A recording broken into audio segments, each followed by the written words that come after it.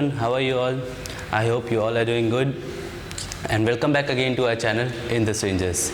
So today we are going to study mitosis यानी M phase की study करने वाले हैं, M phase की डिटेल स्टडी करने वाले हैं. इससे पहले we have already made 2 videos on interphase and amitosis, that is promitosis भी जिसे हम लोग कहते हैं. इस वीडियो को देखने से पहले उन दोनों वीडियोस को आप लोग ज़रूर देखें, क्योंकि वहाँ पे we have already discuss a lot of important question जो कि हमारे एग्ज़ाम में आने के चांसेस होते हैं. फिर आज के वीडियो में एम फेज को पढ़ना है, डिटेल स्टडी करना है, लेकिन सबसे पहले हम लोग बेसिक्स देखते हैं कि सेल कैसे डिवाइड करता है.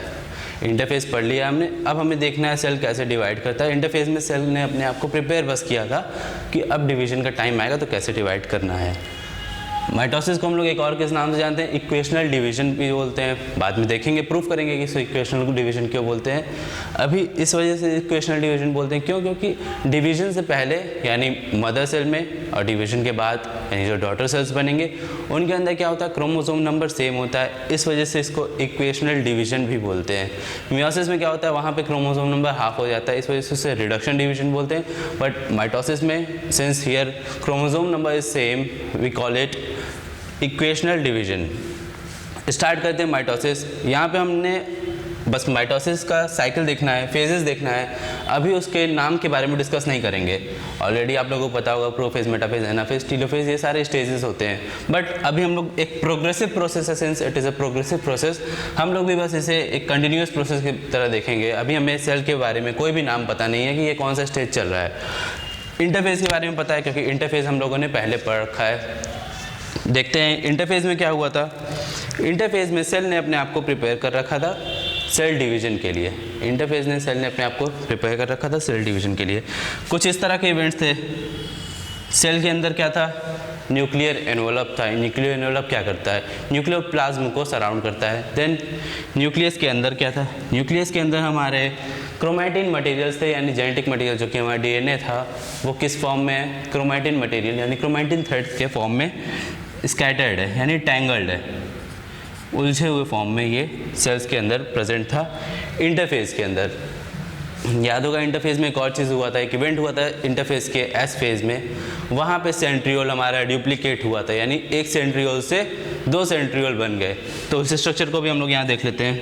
ये क्या हुआ, हमारा एक सेंट्रियोल से 2 सेंट्रियोल बन गए. ये इवेंट हमारा इंटरफेज का था, ये हमने पढ़ रखा है. अब आगे एम फेज यहाँ से हमारा स्टार्ट होगा. ये है हमारा एम फेज, यहाँ से हमारा एम फेज स्टार्ट होगा. सबसे पहला इवेंट क्या होगा, सबसे पहला इवेंट तो ये होगा, ये जो न्यूक्लियर एनवलप है, ये न्यूक्लियर एनवलप धीरे धीरे डिसअपीयर होना स्टार्ट हो जाएंगे. ये न्यूक्लियर एनवलप धीरे धीरे डिसअपीयर होना स्टार्ट हो जाएंगे. साथ ही साथ सेंट्रियोल जो हमारा डुप्लीकेट हुआ था, किस स्टेज में सेंट्रियोल हमारा डुप्लीकेट हुआ था, एस फेज में. ये सेंट्रियोल अपोजिट पोल्स पे मूव करना स्टार्ट करेंगे, यानी ये सेंट्रियोल कुछ इस तरह से अब अपोजिट पोल्स की तरफ मूव करना स्टार्ट हो जाएंगे.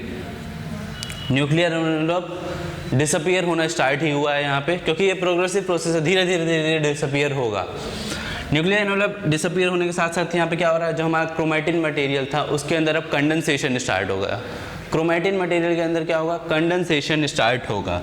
यानी ये जो पहले थ्रेड के फॉर्म में थे, अब इसमें कंडेंसेशन होगा. तो ये स्ट्रक्चर कुछ क्रोमोसोम लाइक स्ट्रक्चर, अभी पूरे तरीके से तो क्रोमोसोम नहीं बन जाएगा, बट कंडेंसेशन, स्लाइटली कंडेंसेशन के अंदर स्टार्ट हो जाएगा. स्लाइट कंडेंसेशन के अंदर स्टार्ट हो जाएगा. ये हुआ हमारा पहले स्टेज में.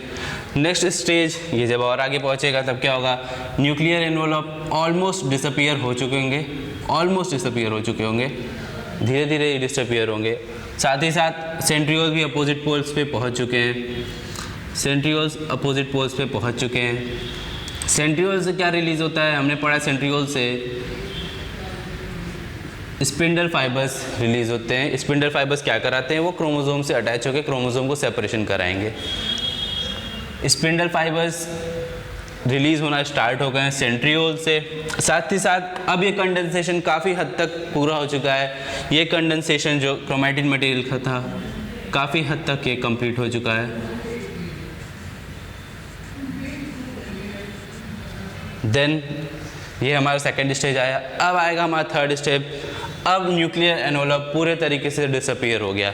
न्यूक्लियर एनवलप पूरे तरीके से डिसअपीयर हो गया, यानी अब क्या होगा, अब ये जो क्रोमोसोम हमारे कंडेंस्ड हो चुके हैं, ये क्या करेंगे, ये सेल्स में अपने आप को स्कैटर्ड हो जाएंगे, यानी ये सेल में पूरी तरह फैल जाएंगे। अभी तक क्रोमोसोम्स कहाँ थे, अभी तक क्रोमोसोम सिर्फ और सिर्फ न्यूक्लियस के अंदर थे। अब न्यूक्लियर मेम्ब्रेन क्योंकि नहीं है, तो अब ये क्रोमोसोम्स क्या करेंगे, अब ये बाहर की तरफ मूव होना स्टार्ट करेंगे, यानी अपने आप को स्पिंडल फाइबर की हेल्प से सेल के सेंटर में अरेंज कर लेंगे। अपने आप को स्पिंडल फाइबर की हेल्प से सेल्स के सेंटर में अरेंज कर लेंगे। ये क्या था हमारा सेंट्रियोल।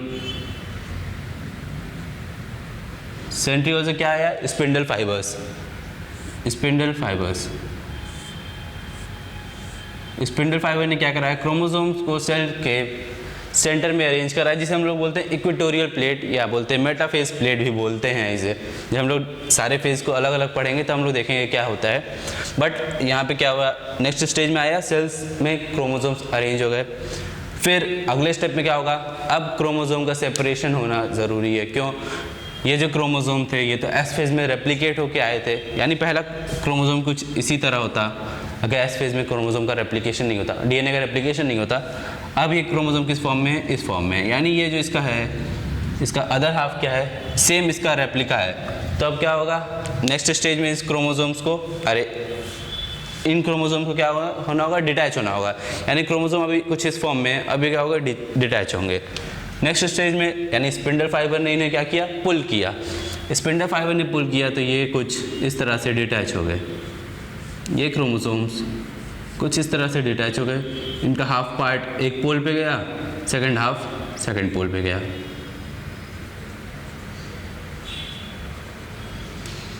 ये क्रोमोसोम स्पिंडल फाइबर से इन्हें पुल कर लिया। ये था हमारा नेक्स्ट स्टेज। इसके बाद क्या होगा, अब तो क्रोमोसोम का डिवीजन हो चुका है, यानी कैरियोकाइनेसिस लगभग कंप्लीट हो गया, क्रोमोसोम अलग अलग मूव कर गए। फिर नेक्स्ट स्टेज में क्या होगा, अब वापस से इनका जो कंडेंसेशन हुआ था, अब क्या होगा, डीकंडेंसेशन होगा। वापस से इनका क्या होगा, डीकंडेंसेशन होगा और न्यूक्लियर एनवलप का फॉर्मेशन होना स्टार्ट हो जाएगा। पहले क्या हुआ था, न्यूक्लियर एनवलप डिसअपीयर हुआ, कब, जब हमें क्रोमोसोम डिवाइड करना था। अब क्या है, क्रोमोसोम डिवाइड कर चुके हैं तो न्यूक्लियर एनवलप रीअपीयर होगा, यानी कि अब वापस से न्यूक्लियर एनवलप रीअपीयर हुआ। साथ ही साथ क्रोमोसोम का डीकंडेंसेशन हो गया, यानी क्रोमोसोम वापस से किस फॉर्म में आ गए, क्रोमैटिन मटेरियल के फॉर्म में आ गए। ये हमारा था नेक्स्ट स्टेज। इसी के साथ हमारा क्या होगा, कैरियोकाइनेसिस कंप्लीट हो जाएगा, यानी न्यूक्लियस का डिवीजन कंप्लीट हो गया। अब न्यूक्लियस का डिवीजन कंप्लीट हो गया, यानी एक सेल में अब क्या हो गए, दो न्यूक्लियस प्रेजेंट हो गए। नेक्स्ट स्टेज में क्या करना है, हमें साइटोकाइनेसिस कराना है, यानी अब सेल का साइटोप्लाज्म डिवाइड करना है। सेल का साइटोप्लाज्म जैसे डिवाइड होगा, दो नए सेल्स बन जाएंगे, दोनों नए सेल्स के पास वापस से क्रोमैटिन मटेरियल होगा, यानी वापस से ये स्टेज आ गया इंटरफेस का। फिर ये सेल डिवाइड करके पूरा साइकिल चलाएगा, ये सेल डिवाइड करके पूरा साइकिल चलाएगा। ये था हमारा ओवरऑल मेटाफेज। यहाँ पे हमने किसी भी स्टेज का बात नहीं किया। अब स्टेजेस देख लेते हैं, इन स्टेजेस को बोलते क्या है। पहला स्टेज था हमारा प्रोफेज। प्रोफेज को भी हम लोग दो पार्ट्स में डिवाइड कर सकते हैं, जैसे एनसीईआरटी ने किया है, अर्ली प्रोफेज और लेट प्रोफेज। तो ये स्टेज था हमारा अर्ली प्रोफेज। सेकंड स्टेज आया लेट प्रोफेज। देन इसके बाद क्या आया, हमारा मेटाफेज आया। Next anaphase, last telophase. Last क्यों बोला, क्योंकि कैरियोकाइनेसिस के ही ये फेजेस थे। ये जो भी चार फेजेस होते हैं, ये फेजेस कैरियोकाइनेसिस के होते हैं, यानी न्यूक्लियर डिवीजन के होते हैं। इसी के साथ हमारा न्यूक्लियस डिवाइड किया। देन लास्ट स्टेप हमारा क्या है, ये है साइटोकाइनेसिस। साइटोकाइनेसिस यानी साइटोप्लाज्म का डिवीजन। तो हमने क्या देखा यहाँ पे, ओवरऑल एक साइक्लिक प्रोसेस है। किस का डिवीजन, पहले न्यूक्लियस का डिवीजन यानी कैरियोकाइनेसिस, देन साइटोप्लाज्म का डिवीजन यानी साइटोकाइनेसिस। बट ध्यान देने वाली बात है, सेल्स को ऐसा कुछ पता नहीं होता कि ये कौन सा स्टेज चल रहा है। ये स्टेजेस का नाम तो हमने अपने कन्वीनियंस के लिए रखा है, ताकि हमें स्टडी करने में ईजी हो। अदरवाइज ये एक कैसा प्रोसेस है, एक प्रोग्रेसिव प्रोसेस है। आगे हम लोग क्या देखेंगे वीडियो में, आगे हम लोग इन फेजेस की अलग अलग स्टडी करने वाले हैं। अब आगे देखेंगे हम लोग माइटोसिस के डिफरेंट फेजेस के डिटेल स्टडी के बारे में। बट बिफोर स्टार्टिंग दैट हमारे लिए ये जानना ज़रूरी है कि माइटोसिस से जब अलग अलग स्टेजेस से क्वेश्चन आते हैं तो किस टाइप से क्वेश्चन आते हैं, क्वेश्चन के बारे में हमें पता होगा तो उसी टाइप से हम प्रिपेयर भी करेंगे अपने आप को कि एग्जाम पॉइंट ऑफ व्यू से उसी टाइप से हम अपना प्रिपरेशन भी रखेंगे ताकि हमारा क्वेश्चन ईजिली हो पाए। So it is important for us to know what are the types of question which can be asked from this topic और are being asked in recent years. सबसे पहला क्वेश्चन तो हमारे सामने यही आता है कि माइटोसिस के जो डिफरेंट फेजेस हैं उनका सीक्वेंस क्या है। तो सीक्वेंस बिल्कुल सामने लिखा हुआ है, prophase, then metaphase, anaphase and telophase. इन प्रोसेस का सीक्वेंस यही होगा, प्रोफेज, मेटाफेज, एनाफेज, टीलोफेज। याद करना बहुत आसान है।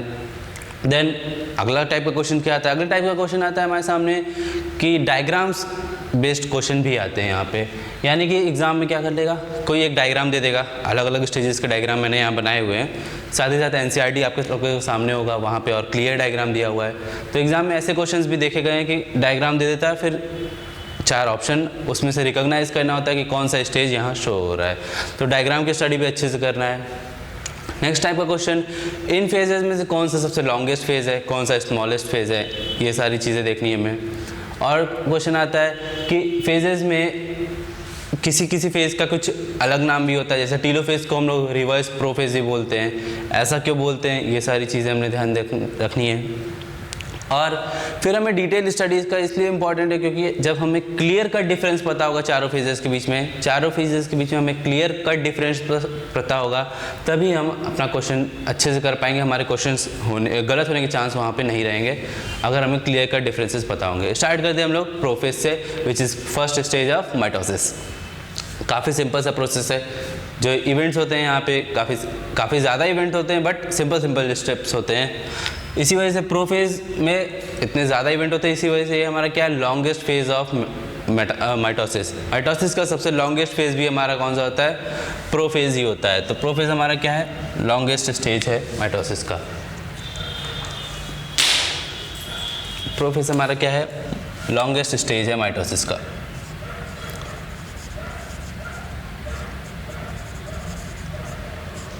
अब देखते हैं पहला चीज़ प्रोफेज में क्या होता है। यहाँ पे होता है chromatin material start to condense, यानी क्रोमेटिन मटेरियल क्या होता है, कंडेंसेशन स्टार्ट हो जाता है। क्रोमेटिन मटेरियल क्या है, हमारे डीएनए ही तो है, जो कि रेप्लिकेट कहाँ हुआ था, एस फेज में हुआ था। इसी वजह से मैंने वीडियो के स्टार्टिंग बोला था कि इस वीडियो को देखने से पहले हमारे इंटरफेज वाला वीडियो ज़रूर देखें ताकि चीज़ें और अच्छे से क्लियर हो पाएंगी। यहाँ पर क्या है, यहाँ पर मैं मान के चल रहा हूँ कि आप लोगों ने उस वीडियो को पहले से देख रखा है, वो इंटरफेस आप लोगों को पता है, इंटरफेस से रिलेटेड कोई डाउट अब नहीं है। तो यहाँ पे क्या हुआ, क्रोमेटिन मटेरियल का कंडेंसेशन स्टार्ट हुआ था। क्रोमेटिन मटेरियल है क्या हमारा, क्रोमेटिन मटेरियल भी हमारा डीएनए का ही बना हुआ है। उसका कंडेंसेशन स्टार्ट होता है कहाँ पे, प्रोफेज के अर्ली प्रोफेज में। Chromatin material start to condense.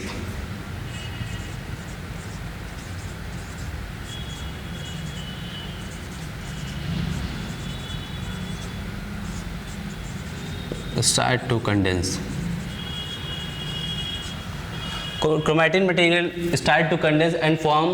Condense होने के बाद जो स्ट्रक्चर बनता है उसे हम लोग क्या बोलते हैं, उसे बोलते हैं chromosome. And form chromosome. Chromatin material क्या है, वो भी हमारा डीएनए। क्रोमोसोम क्या है, वो भी डीएनए। बस डिफरेंस किसका है, इनके कंडेंसेशन का डिफरेंस यहाँ पे है।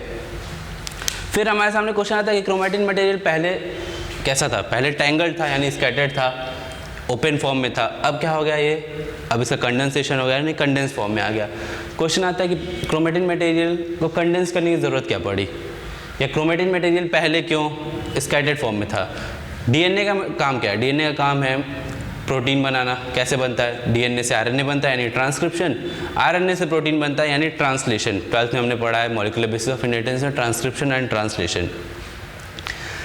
ओवरऑल इसको क्या बोलते हैं, सेंट्रल डोग्मा बोलते हैं। यानी डीएनए का काम है प्रोटीन बनाना। ये कब पॉसिबल होगा, जब डीएनए ओपन फॉर्म में होगा, तभी क्या होगा, ट्रांसक्रिप्शन और ट्रांसलेशन हो पाएगा। क्यों, क्योंकि कुछ ऐसे एंजाइम्स होते हैं जो कि डीएनए को रीड करते हैं, डीएनए का सीक्वेंस होता है, वो चीज़ें हम लोग डिटेल में तब पढ़ते हैं।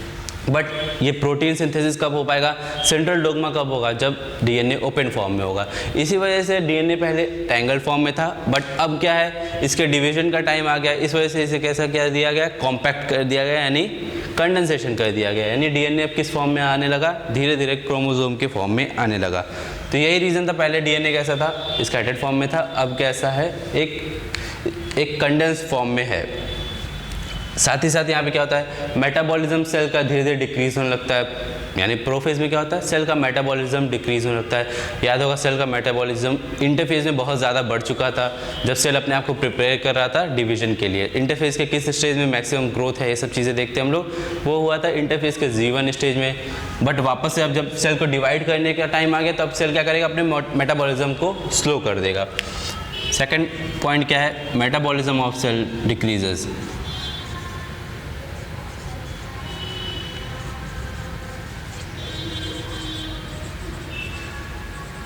सेल का मेटाबॉलिज्म अब डिक्रीज कर दिया। चीज़ें मैं यहाँ पॉइंट में इस वजह से नोट कर रहा हूँ कि पॉइंट वाइज रहेगा तो हमारे लिए समझना ईजी होगा। क्लियर कट हमें डिफरेंसेस भी साथ ही साथ देखने को मिलेगा।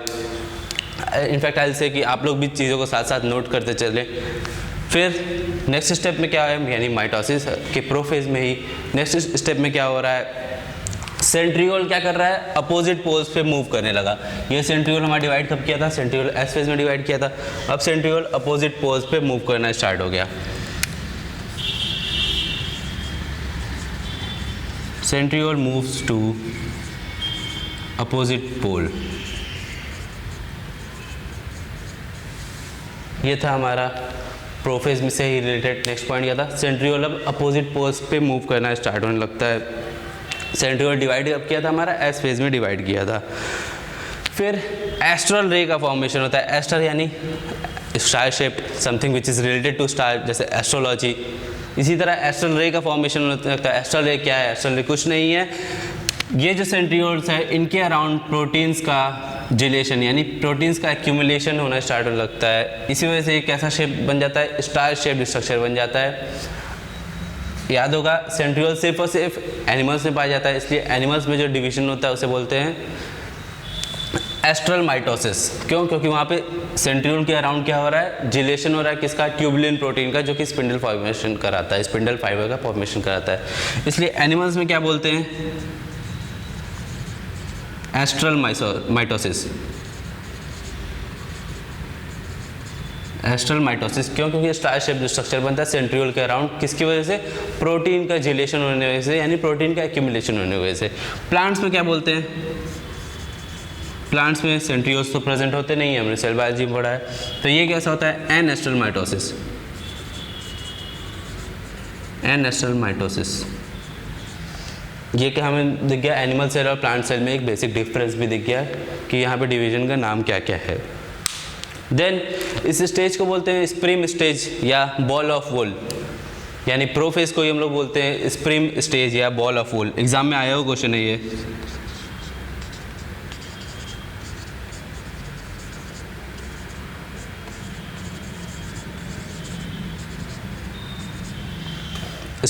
स्प्रिम स्टेज या बॉल ऑफ वूल ऐसा क्या बोलते हैं, क्योंकि यहाँ पे जो क्रोमोसोम का स्ट्रक्चर होता है, यानी क्रोमोसोम अपने आप को किस फॉर्म में अरेंज किया जाता है, बॉल ऑफ वूल। जैसे कि वूल का एक बॉल, ऊन जिसे बोलते हैं, एक बॉल ऑफ वूल के फॉर्म में अरेंज रहता है। इस वजह से इसे क्या बोलते हैं, स्प्रिम स्टेज। ये हमें याद रखना हमारे लिए ज़रूरी है, एग्जाम में आया क्वेश्चन है। कैसे आया था ये क्वेश्चन एग्जाम में, डायरेक्टली पूछ लिया गया था कि स्प्रिम स्टेज किसे बोलते हैं। ऑप्शन में क्या था, प्रोफेज, मेटाफेज, एनाफेज, टेलोफेज। स्प्रिम स्टेज ऑफ क्रोमोसोम किसको बोलते हैं, प्रोफेज को हम लोग बोलते हैं। Then initiation of assembly of mitotic spindle, यानी कि अब जो सेंट्रियोल मूव कर चुके हैं अपोजिट पोल्स पे, वहाँ पे क्या हुआ, माइटोटिक स्पिंडल यानी जिसे बोलते हैं हम लोग स्पिंडल फाइबर्स का इनिशिएशन होने लगता है। यहाँ पे इनिशिएशन होने लगता है, यानी स्पिंडल फाइबर का फॉर्मेशन स्टार्ट हो जाता है। नेक्स्ट पॉइंट क्या है हमारा, इनिशिएशन ऑफ माइटोटिक स्पिंडल।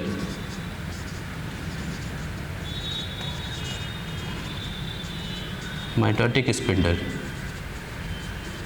यही स्पिंडल फाइबर बाद में क्या करेंगे, क्रोमोसोम जब कंडेंसेशन पूरा हो जाएगा तो उससे अटैच हो जाएंगे। फिगर अब आप लोगों ने अगर ध्यान दिया होगा या एनसीईआरटी का फिगर ही साथ साथ देख रहे होंगे, तो वहाँ पे क्या दिख रहा है हमने, न्यूक्लियर मेम्ब्रेन जो कि क्रोमोसोम के बाहर का मेम्ब्रेन है, सॉरी क्रोमोसोम नहीं बोलेंगे, न्यूक्लियस के बाहर का मेम्ब्रेन है। क्रोमोसोम कहाँ प्रेजेंट है, क्रोमोसोम तो न्यूक्लियस के अंदर प्रेजेंट है ना। न्यूक्लियर मेम्ब्रेन भी धीरे धीरे डिसअपीयर होने लगा। न्यूक्लियर मेम्ब्रेन भी धीरे धीरे डिसअपियर होने लगा। तो नेक्स्ट पॉइंट हमारा क्या है, nucleus membrane and nucleolus starts to disappear. Nuclear membrane and nucleolus start to disappear. ये चीज़ें धीरे धीरे डिसअपियर स्टार्ट होने लगती हैं। न्यूक्लियर मेम्ब्रेन तो पता ही है आप लोगों को, न्यूक्लियस मेम्ब्रेन याद होगा, एक मेम्ब्रेन लेस स्ट्रक्चर होता है जिसे हम लोग क्या बोलते हैं, न्यूक्लियोलस। क्या कराता है ये, it is a site of active ribosomal RNA, यानी आरएनए की सिंथेसिस कराता है न्यूक्लियोलस। ये भी क्या होने लगा, डिसअपियर होना स्टार्ट हो गया। फिर एनसीईआरटी में एक पॉइंट दी गई है कि लेट प्रोफेज में और क्या क्या इवेंट होते हैं। यहाँ पे लिखा गया when we viewed under microscope, late prophase को हम लोग जब माइक्रोस्कोप में देखते हैं तो क्या होता है, हमें Golgi bodies, endoplasmic reticulum, nuclear membrane, ये सारे स्ट्रक्चर्स नहीं दिखते हैं। ऐसा क्यों होता है, ये डिसअपियर हो जाते हैं। और दिखते क्यों नहीं है, दिखते इस वजह से नहीं क्योंकि सेल्स का प्रोफेज में क्या होता है, रिफ्रैक्टिव इंडेक्स काफ़ी बढ़ जाता है, सेल काफ़ी ज़्यादा विस्कस हो जाता है, इस वजह से ये स्ट्रक्चर्स हमें दिखते नहीं हैं। कौन कौन से स्ट्रक्चर्स का नाम दिया गया एनसीईआरटी में, न्यूक्लियर मेम्ब्रेन तो यहाँ लिख ही दिया मैंने, साथ ही साथ Golgi bodies,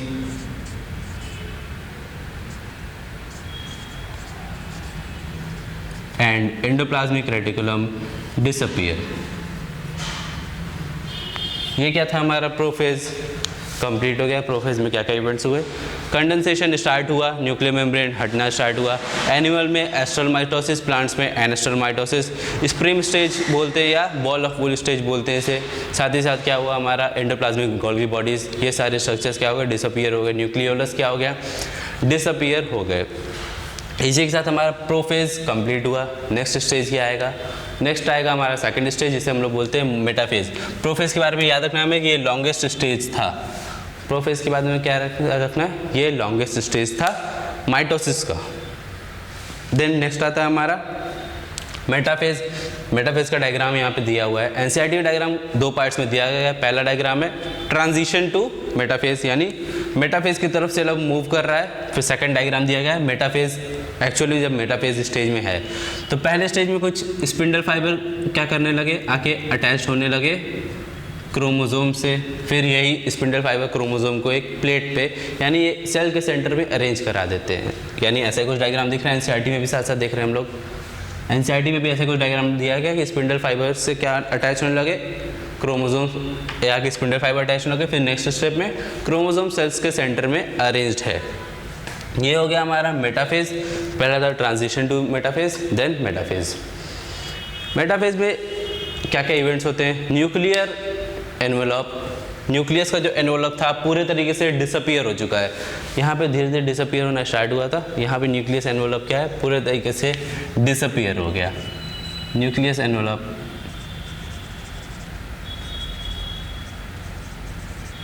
completely disappear.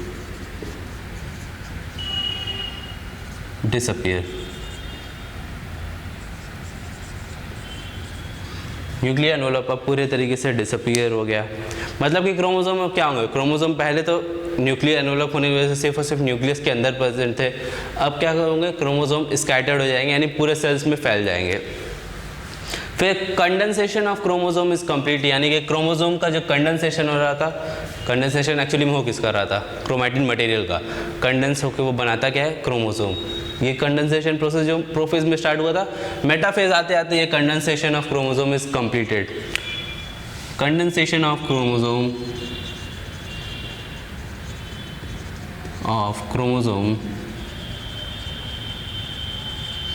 Is completed. इसी स्टेज में क्या हो सकता है, क्रोमोसोम का मॉर्फोलॉजी यानी क्रोमोसोम का स्ट्रक्चर की स्टडी मेटाफेज स्टेज में ही सबसे अच्छे से की जा सकती है। क्यों, क्योंकि क्रोमोसोम अब पूरे तरीके से बन चुका है, कंडेंसेशन उसका पूरा हो चुका है, उसकी स्टडी अब पूरे तरीके से की जा सकती है, अच्छे तरीके से की जा सकती है। क्योंकि इसके बाद वाले स्टेज में क्या होगा, क्रोमोसोम सेपरेट होना स्टार्ट होने लगेंगे। इसके पहले स्टेज में क्या था, क्रोमोसोम बने ही नहीं थे। क्रोमोसोम बने कहाँ, हमारे मेटाफेज में, यहीं पे क्रोमोसोम की स्टडी सबसे अच्छे से की जा सकती है। नेक्स्ट पॉइंट क्या है, in this stage morphology of chromosome can be most easily studied. Morphology of chromosome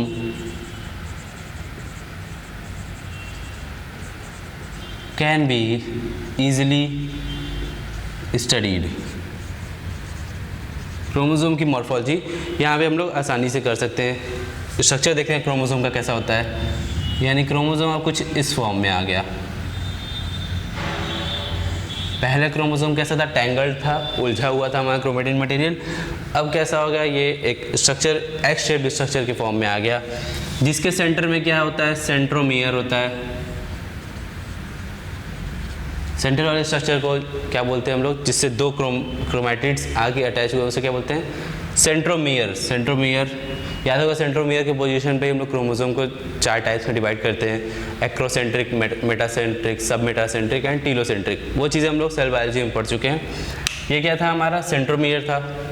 centromere पे क्या, एक प्रोटीनेशियस स्ट्रक्चर प्रेजेंट होता है, जिससे स्पिंडल फाइबर आके अटैच होता है। ये रेड कलर से जो मैंने बनाया, क्या है, kinetochores.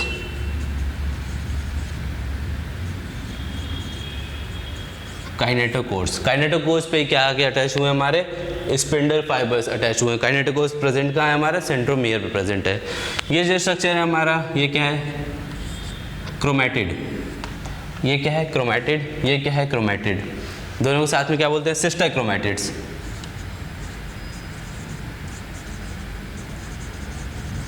Sister chromatid. Sister chromatid क्यों बोलेंगे हम लोग इसे, पहले क्रोमोसोम क्या था, पहले तो सिर्फ एक ही क्रोमैटिड अगर होता है, अगर एस फेज में डीएनए का रेप्लिकेशन नहीं होता तो क्या होता है, सिर्फ एक ही स्ट्रैंड होता है हमारे पास। बट एस फेज में डीएनए रेप्लिकेशन होने की वजह से क्या हुआ, इसका रेप्लिका बन गया, यानी इसका अपोजिट काउंटर पार्ट भी आ गया। दोनों हैं क्या, सेम ही है, इस वजह से सिस्टर। ये क्या हो गया, एक क्रोमोसोम। ओवरऑल क्या हो गया, एक क्रोमोसोम। सिंगल को क्या बोलेंगे, क्रोमैटिड। इसको क्या बोलेंगे, क्रोमैटिड। ओवरऑल मिलके क्या बने, दोनों बने एक क्रोमोसोम। क्रोमोसोम जहाँ अटैच है वो क्या है, सेंट्रोमियर। सेंट्रोमियर पे क्या प्रेजेंट है, काइनेटोकोर्स। अलग अलग दोनों क्या हैं, सिस्टर क्रोमैटिड्स। यानी ये दोनों क्या हैं, एक दूसरे की सेम ही हैं, एक दूसरे की रेप्लिका हैं, जो कि कब डिवाइड हुआ था, एस फेज में डीएनए रेप्लिकेशन हुआ था। साथ ही साथ क्या हुआ, spindle fibre attach to kinetochores. Spindle fibre आके कहाँ अटैच हो गए, काइनेटोकोर्स पे।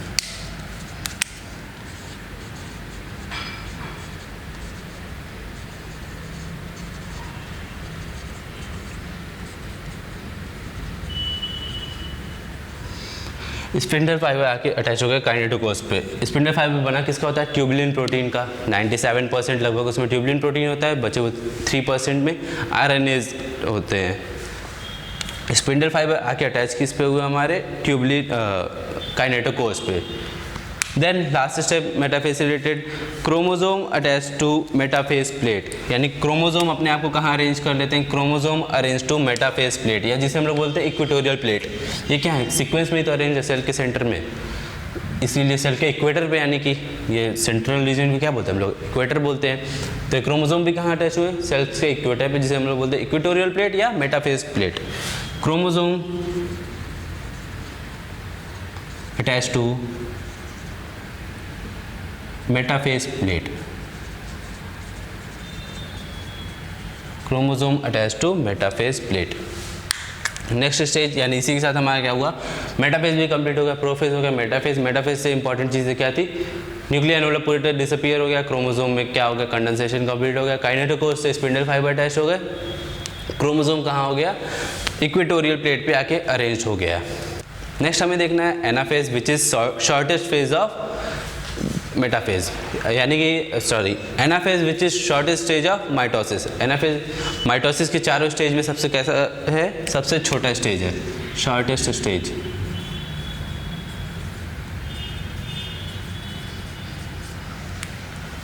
एनाफेज से रिलेटेड कुछ इंपॉर्टेंट क्वेश्चन आते हैं, क्योंकि यहीं पे क्या होता है, हमारा क्रोमोसोम का डिवीजन यानी कैरियोकाइनेसिस होना स्टार्ट हो जाता है। देखते हैं क्या क्या इवेंट्स होते हैं यहाँ पे। सबसे पहले डिवीजन ऑफ सेंट्रोमियर, यानी सेंट्रोमियर का लेंथ वाइज डिवीजन होता है। सेंट्रोमियर क्या था, हमारा बीच वाला जो स्ट्रक्चर है, जो कि दोनों सिस्टर क्रोमैटिड्स को अटैच किया है, वही स्ट्रक्चर क्या था, हमारा सेंट्रोमियर। ये सेंट्रोमियर का क्या हो रहा है, अब लेंथ वाइज, यानी ये लेंथ वाइज क्या हो रहा है, डिवीजन स्टार्ट हो रहा है। तो इसको हम लोग कुछ इस तरह बोलेंगे, डिवीजन ऑफ सेंट्रोमियर। पहला स्टेप क्या है हमारा, division of centromere.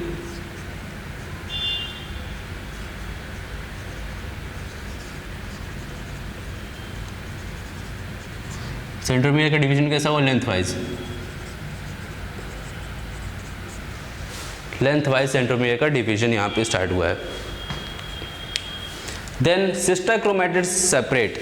Sister chromatids क्या थी हमारी, ये थे हमारे सिस्टर क्रोमैटिड्स। अब ये सिस्टर क्रोमैटिड्स क्या होंगे, सेपरेट, कुछ इस तरह से होगा।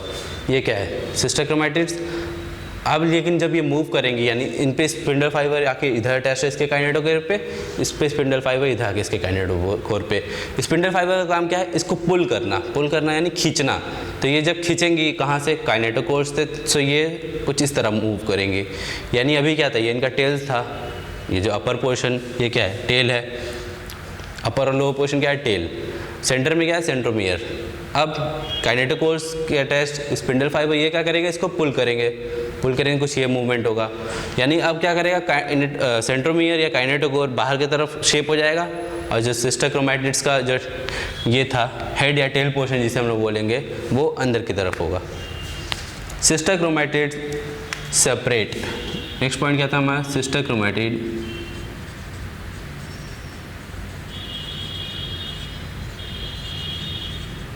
सेपरेट। देख सकते हैं अब सेल क्या हुआ, धीरे धीरे इलोंगेट भी हो चुका है। क्यों, क्योंकि सेल अब धीरे धीरे क्या हो रहा है, एक प्रोग्रेसिव प्रोसेस है। पूरा माइटोसिस क्या एक प्रोग्रेसिव प्रोसेस है, यानी धीरे धीरे अब सेल साइटोकाइनेसिस के लिए भी अपने आप को प्रिपेयर कर रहा है। यानी सेल अपना साइटोप्लाज्म डिवाइड करने के लिए भी खुद को प्रिपेयर कर रहा है। सेल धीरे धीरे अब इलोंगेट भी हो रहा है। तो sister chromatid separate. Now each chromatid is referred to as chromosome. Separate होने के बाद अब दोनों इंडिविजुअल क्रोमैटिड्स को भी हम लोग क्या बोल सकते हैं, क्रोमोसोम बोल सकते हैं। क्यों, क्योंकि ये सेपरेट हो चुकी हैं। अब ये दो अलग अलग सेल में जाएंगे तो वहाँ पे अपना अपना क्या करेंगे, क्रोमोसोम वापस से डिकंडेंस होकर क्रोमैटिड मटेरियल बना लेंगी।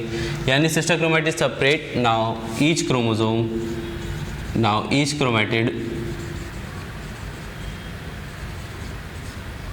Is known as chromosome. दोनों क्रोमैटिड्स क्या करेंगे, क्रोमोसोम के फॉर्म में, मतलब क्रोमोसोम भी हम इन्हें आप कह सकते हैं। फिर number of chromosome doubling in a cell. अब क्या हो गया, नंबर ऑफ क्रोमोसोम्स का मतलब डबल हो गया एक सेल में। क्रोमोसोम का नंबर अब एक ही सेल में क्या हो गया, डबल हो गया। पहले तो हम लोग इसे क्रोमोसोम बोलते थे पूरे स्ट्रक्चर को, बट अब अलग होने के बाद भी क्या है, हम इसे क्रोमोसोम अभी भी हम लोग बोल रहे हैं। इसका मतलब क्रोमोसोम नंबर कैसा हो गया, डबल हो गया। एनाफेज में क्रोमोसोम नंबर क्या हो गया, डबल हो गया। Number of chromosome double in each cell in anaphase. याद रखना है कि सिर्फ और सिर्फ एनाफेज में ही क्रोमोसोम का नंबर डबल हुआ है। आगे क्यों क्या होगा, आगे तो सेल डिवाइड कर जाएंगे, वापस से क्रोमोसोम का नंबर बैलेंस हो जाएगा। Number of chromosome double in each cell. Number of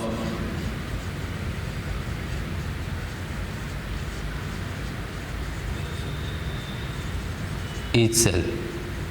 number of chromosome double in each cell. दोनों सेल्स एक सेल में क्या हुआ, उस क्रोमोसोम का नंबर अब डबल हो चुका है।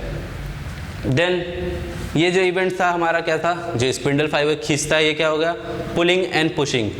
एक्चुअली में प्रेजेंट एक और स्ट्रक्चर होता है, उतना डिटेल में हम लोग को जानना नहीं है। इनके बीच में एक इंटरजोनल फाइबर्स, यानी दो सिस्टर क्रोमैटिड्स के बीच में कुछ फाइबर्स प्रेजेंट होते हैं। वो क्या करते हैं, सिस्टर क्रोमैटिड्स को पुश करते हैं, यानी ढकेलते हैं। स्पिंडल फाइबर क्या कर रहा है, पुल कर रहा है। स्पिंडल फाइबर पुल कर रहा है। तो ये इवेंट कैसा हुआ, pushing and pulling leads to division of sister chromatids. Pushing and pulling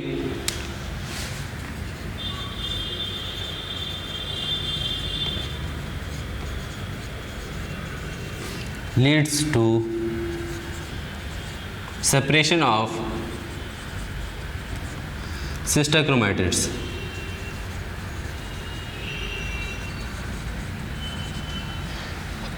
पुल कौन कर रहा है, स्पिंडल फाइबर्स। पुश कौन कर रहा है, इंटरजोनल फाइबर्स। यानी कि बीच में कोई फाइबर्स प्रेजेंट है, वो क्या कर रहे हैं, इसको ढकेल रहे हैं बाहर की तरफ। पुल कौन कर रहा था, स्पिंडल फाइबर्स। अब याद रखना हमें कि सेंट्रोमियर क्या है, ये स्ट्रक्चर है। सेंट्रोमियर अब कैसा होगा, सेंट्रोमियर हेड की तरफ रहेगा और जो टेल रहेंगे वो सेल्स की तरफ, यानी सेल के सेंटर में रहेंगे। इसीलिए सेंट्रोमियर को हम लोग क्या बोलेंगे, हेड बोलेंगे या लीडिंग एज बोलेंगे। टेल्स को क्या बोलेंगे हम लोग, लैगिंग बोलेंगे, lagging edge. Centromere towards pole. Centromere towards poles. Centromere का डायरेक्शन क्या है, पोल्स की तरफ। इस वजह से क्या बोले हम लोग, लीडिंग एज।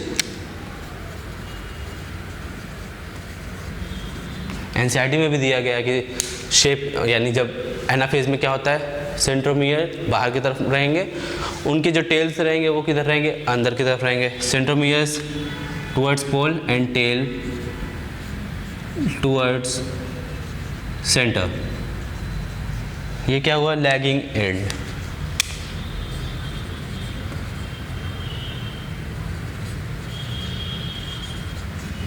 लैगिंग यानी जो पीछे पीछे आ रहा है, लैगिंग यानी जो पीछे पीछे आ रहा है। इन प्रोसेसेस में साथ ही साथ बुक में तो नहीं दिया गया है, बट ये जो प्रोसेस चला है यानी एनाफेज में सिस्टर क्रोमैटिड्स को मूव कराने का कैसा प्रोसेस होगा, एक एनर्जी रिक्वायरिंग प्रोसेस होगा। यानी इसमें लगभग 30 एटीपी का यूटिलाइजेशन भी होता है किसमें, एनाफेज में सिस्टर क्रोमैटिड्स को मूव कराने में। नेक्स्ट हमें क्या देखना है, टीलोफेज। एनाफेज में क्या क्या मेन इवेंट हुआ हमारे, सबसे मेन इवेंट तो हमारा था कि अब हमारे क्रोमोसोम क्या हो गए, अलग हो गए, सिस्टर क्रोमैटिड्स अलग हो गई। मूवमेंट कैसा था, सेंट्रोमियर का टुवर्ड्स पोल, टेल्स का टुवर्ड्स सेंटर। फिर क्रोमोसोम नंबर यहाँ पे डबल हो गए, chromosome number double in each cell. याद रखना है ये सिर्फ और सिर्फ एनाफेज में ही होगा, chromosome number double. Chromosome number सिर्फ और सिर्फ एनाफेज में ही होगा। आगे देखना है हमें क्या, टीलोफेज। सो लास्ट स्टेज देखते हैं हमारा टीलोफेज। बहुत ही सिंपल स्टेज है ये, इसको हम लोग एक और नाम से जानते हैं जिसे हम लोग बोलते हैं रिवर्स प्रोफेज। पहले क्या बोल रहा मैंने, इसे क्या बोलते हैं, रिवर्स प्रोफेज।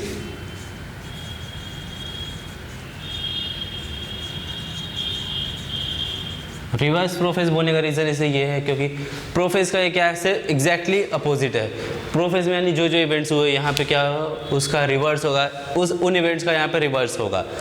याद होगा प्रोफेज में अभी पढ़ा हमने, प्रोफेज में क्या हुआ था, क्रोमोसोम का कंडेंसेशन स्टार्ट हुआ था, यहाँ पे क्या होगा, क्रोमोसोम का डीकंडेंसेशन होगा।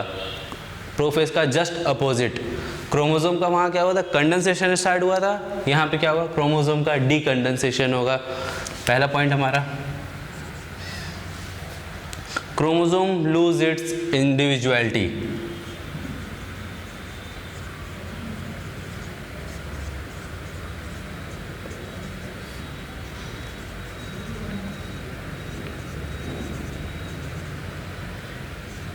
क्रोमोसोम लूज इट्स इंडिविजुअलिटी यानी क्रोमोसोम अपनी आइडेंटिटी लूज कर देता है, यानी क्रोमोसोम वापस से किस में आ जाएगा, क्रोमैटिन मटेरियल के फॉर्म में आ जाएगा। क्योंकि वापस से अब क्या है, एक नया सेल बनना है, उस नए सेल का क्या काम होगा, प्रोटीन सिंथेसिस कराना है, ट्रांसक्रिप्शन ट्रांसलेशन ये सब प्रोसेस। इस वजह से क्या है, क्रोमोसोम को वापस से डीकंडेंस होना पड़ेगा। क्यों, तभी तो वो रेप्लिकेशन या ट्रांसक्रिप्शन या ट्रांसलेशन करा पाएगा जब वो एक स्कैटर्ड फॉर्म में होगा यानी ओपन फॉर्म में होगा। तो यही इसीलिए ये लाइन लिखा मैंने, क्रोमोसोम लूज इट्स इंडिविजुअलिटी, यानी कि क्या हुआ, क्रोमोसोम डीकंडेंस होगा। यहाँ पे chromosome decondense,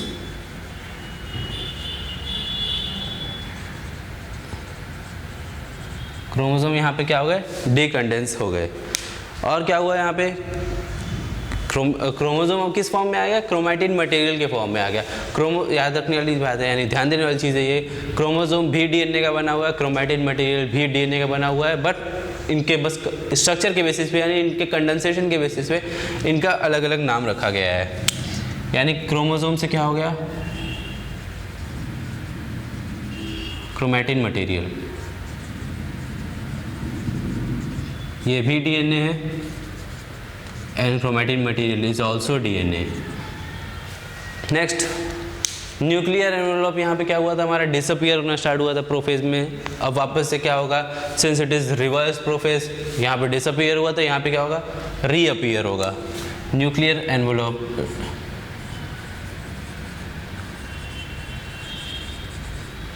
reappears, nuclear envelope क्या हो गया, यहाँ पे रीअपियर हो गए। साथ ही साथ और क्या क्या चीज़ें यहाँ पे डिसअपियर हुई थी प्रोफेज में, यहाँ पे हमारा न्यूक्लियोलस डिसअपियर हुआ था, गोल्गी बॉडीज डिसअपियर हुए थे, एंडोप्लाज्मिक रेटिकुलम डिसअपियर हुए थे। तो ये चीज़ें भी क्या होगी, हमारी रीअपियर होगी। GBE यानी Golgi bodies, ER endoplasmic reticulum and nucleolus reappears. ये चीज़ें क्या हो गई हमारे रीअपियर्स हो गई। इसी के साथ हमारा क्या हुआ कैरियोकाइनेसिस कंप्लीट हो गया, यानी न्यूक्लियर डिवीजन कंप्लीट हो गया। फर्स्ट स्टेजेस में हुआ prophase, metaphase, anaphase, telophase. Next video में हम लोग देखेंगे साइटोकाइनेसिस, यानी अभी तो सिर्फ और सिर्फ न्यूक्लियस डिवाइड किया गया है, अब क्या होना है साइटोकाइनेसिस भी स्टार्ट होगा। बट मैं स्टार्ट से बोल रहा हूँ ये एक प्रोग्रेसिव प्रोसेस है, इनके बीच में क्लियर कट लाइन हम लोग नहीं ड्रॉ कर सकते, एनसीईआरटी में भी लिखा गया है इनके बीच में कोई क्लियर कट लाइन नहीं ड्रॉ किया जा सकता कि कब कौन सा स्टेज चल रहा है। यानी धीरे धीरे अब साइटोकाइनेसिस भी स्टार्ट हो गया है। देख रहे हैं यहाँ पे एक ग्रूव टाइप बन रहा है, एक फरो टाइप बन रहा है, सेल अपने आप को साइटोकाइनेसिस के लिए प्रिपेयर कर रहा है। तो ये साइटोकाइनेसिस हम लोग नेक्स्ट वीडियो में पढ़ेंगे। यहाँ पे हमने क्या पढ़ लिया, कैरियोकाइनेसिस यानी न्यूक्लियस पूरी तरीके से डिवाइड हो गया। फर्स्ट स्टेज से prophase, metaphase, anaphase, telophase. Prophase में क्या हुआ, क्रोमोटिन मटेरियल कंडेंस होने लगे, क्रोमोसोम के फॉर्म में आ गए, न्यूक्लियर एनवेलप डिसअपीयर हुआ, एंडोप्लाज्मिक रेटिकुलम, गोल्गी बॉडी जैसी चीज़ें क्या हुई डिसअपीयर हो गई। एनिमल्स में क्या था, एस्ट्रल माइटोसिस, प्लांट्स में एनेस्ट्रल। मेटाफेज में क्या हुआ, क्रोमोसोम्स का कंडेंसेशन कंप्लीट हो गया, न्यूक्लियर एनवेलप पूरी तरीके से डिसअपीयर हो गए। साथ ही साथ न्यूक्लियर एनवेलप डिसअपीयर होते क्रोमोसोम क्या हुआ, पूरे सेल में फैल गए, पूरे सेल में फैल गए, यानी एक इक्वेटोरियल प्लेट पे आ गए, जिसे हम लोग बोलते हैं मेटाफेज प्लेट। चीज़ मैं पूरी तरीके से वापस एक बार रिपीट कर रहा हूँ जल्दी जल्दी। मेटाफेज प्लेट पे आ गए, यानी इस स्टेज में क्या है, क्रोमोसोम का कंडेंसेशन कंप्लीट होने की वजह से क्रोमोसोम की स्टडी अच्छे से की जा सकती है। क्या लिखा है यहाँ पे, morphology of chromosome can be easily studied, यानी हम क्या देख सकते हैं, सेंट्रोमियर देख सकते हैं जहाँ पे दो सिस्टर क्रोमैटिड्स अटैच्ड होंगी। सेंट्रोमियर पे काइनेटोकोर्स देख सकते हैं। काइनेटोकोर्स क्या है, काइनेटोकोर्स पे स्पिंडल फाइबर अटैच होगा। देन नेक्स्ट स्टेज क्या था हमारा, नेक्स्ट स्टेज था हमारा एनाफेज। एनाफेज में क्या होता है, सिस्टर क्रोमैटिड्स सेपरेट होती हैं। सिस्टर क्रोमैटिड्स सेपरेट होने का प्रोसेस कहाँ होता है, एनाफेज में। यानी सिस्टर क्रोमैटिड्स अभी तक बोल रहे थे, अब इसको क्या बोलने लगेंगे, क्रोमोसोम बोलने लगेंगे। क्रोमोसोम नंबर डबल कहाँ हुआ है, एनाफेज में हुआ है। सेल क्या हुआ, सेल का लेंथ भी इलॉन्गेट हुआ। एनसीईआरटी वाले डायग्राम में भी देख सकते हैं सेल का लेंथ अब धीरे धीरे इलॉन्गेट हो रहा है, क्योंकि सेल साइटोकाइनेसिस के लिए भी खुद को प्रिपेयर कर रहा है। फिर सेंट्रोमियर लीडिंग एज होगा, जो कि पोल्स की तरफ जिसका फेस होगा। टेल क्या होगा, लैगिंग एंड, जो कि हमारे सेंटर की तरफ होगा। नेक्स्ट स्टेज हमारा लास्ट स्टेज से टीलोफेज यानी रिवर्स प्रोफेज। बहुत ही सिंपल स्टेज था, याद रखना बहुत आसान है। प्रोफेज पता है तो रिवर्स प्रोफेज भी हमें पता होगा क्या क्या। वापस से चीज़ें, क्रोमोसोम क्या होने लगे, डिकंडेंस होने लगे, यानी क्रोमोसोम अब क्रोमैटिन के फॉर्म में आने लगेगा। फिर न्यूक्लियर एनवेलप रीअपियर होगा, एंडोप्लाज्मिक रेटिकुलम, गोल्गी बॉडीज, ये सारी चीज़ें रीअपियर होंगी। सो इसी के साथ हमारा कैरियोकाइनेसिस कंप्लीट हो गया, यानी माइटोसिस का एक कैरियोकाइनेसिस के चारों स्टेज कंप्लीट होते हैं। नेक्स्ट वीडियो में हम लोग देखेंगे cytokinesis. Thank you so much. इस वीडियो को देखने के तुरंत बाद एनसीईआरटी ज़रूर पढ़े, ताकि चीज़ें पैराग्राफ के फॉर्म में दी गई हैं और ईजिली समझ में आएगा। साथ ही साथ इन चीज़ों को नोट भी ज़रूर करें। Thank you so much, see you all in our next video.